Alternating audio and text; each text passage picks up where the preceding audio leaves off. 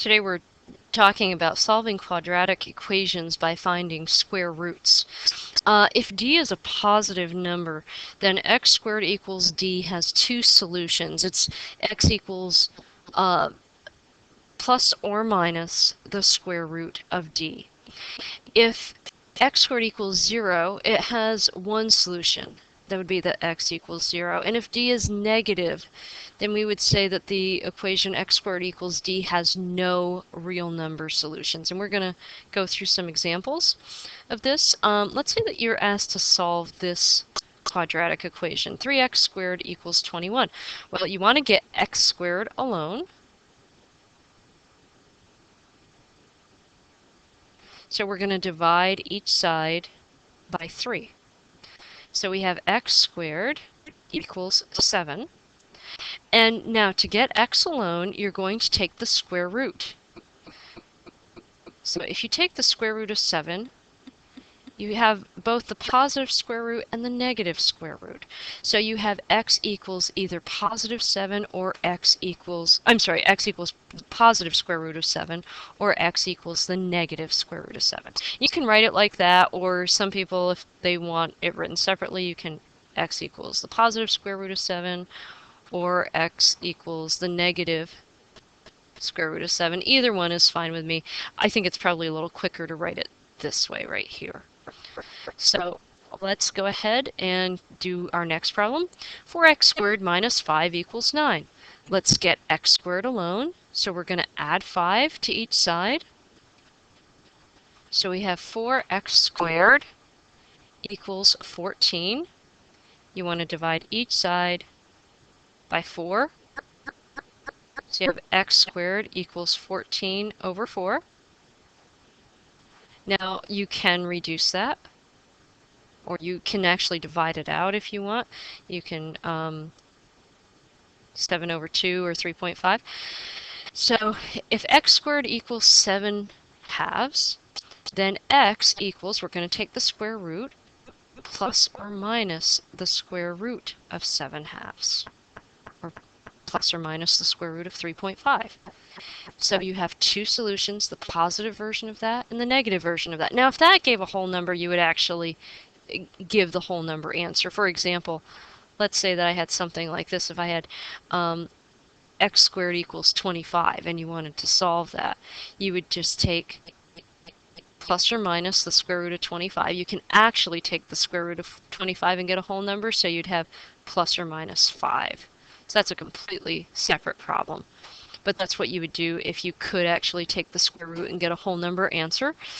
Number 3, if we want to do this problem, we add 5 to each side. So we have 3x squared equals 14. Divide each side by 3. I'm going to have to move over here to finish the problem. So I have x squared equals 14 thirds. Now we have to take the square root, and when we do that, we get a positive and negative answer. So we have plus or minus the square root of 14 thirds. All right, and that's all there is to it. Now, let's take a look at this word problem.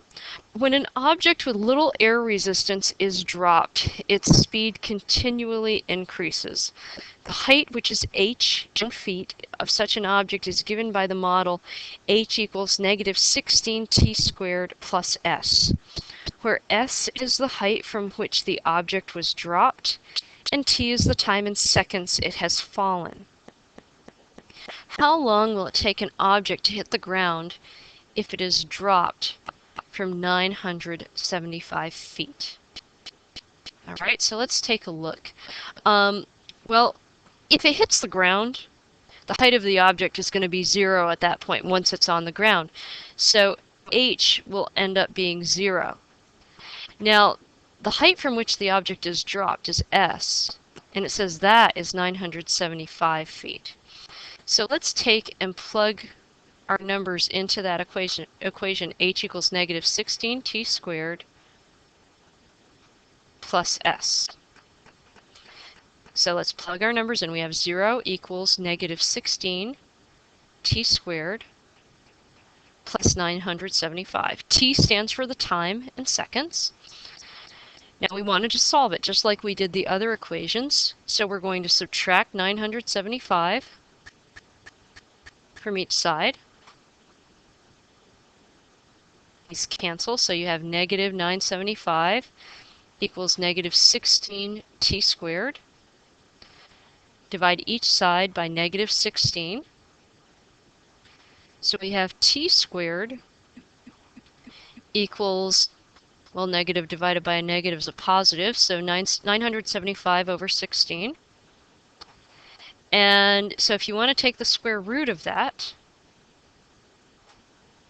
to erase that,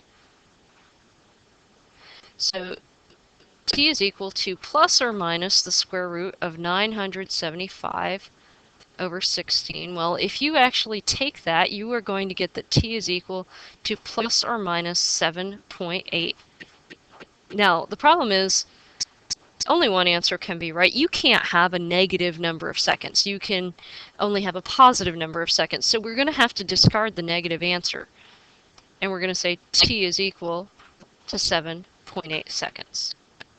When you're doing an actual word problem, a practical problem, you will have to discard, in most cases, one answer. Okay? Thank you so very much for joining me today.